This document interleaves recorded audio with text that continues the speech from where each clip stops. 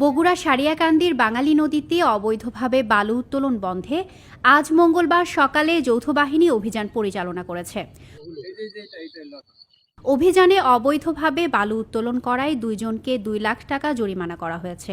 এ সময় বালু উত্তোলনের কাজে ব্যবহৃত 3টি খনন যন্ত্র এবং 400 মিটারের বেশি প্লাস্টিকের পাইপ ধ্বংস করা হয়েছে। সারিয়াকান্দি উপজেলা নির্বাহী কর্মকর্তা শাহরিয়ার রহমান এবং বাংলাদেশ সেনাবাহিনীর সারিয়াকান্দি ক্যাম্পের কমান্ডার ক্যাপ্টেন আরাফাতের নেতৃত্বে এ অভিযান পরিচালনা করা হয়েছে। সারিয়াকান্দি উপজেলা নির্বাহী কর্মকর্তা জানান, এমন অভিযান অব্যাহত থাকবে।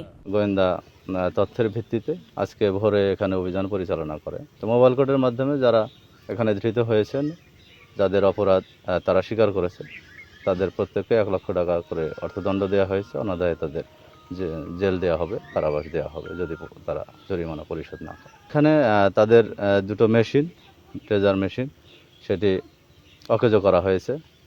আর প্রায় তাদের 400 মিটারের মতো পাইপ, সেগুলো ধ্বংস করা হয়েছে। অভিযান আমাদের চলমান আছে। আমরা এ ধরনের যে কোনো অপরাধের বিরুদ্ধে আমাদের কঠোর পদক্ষেপ আমরা সবসময় নেওয়ার চেষ্টা করব।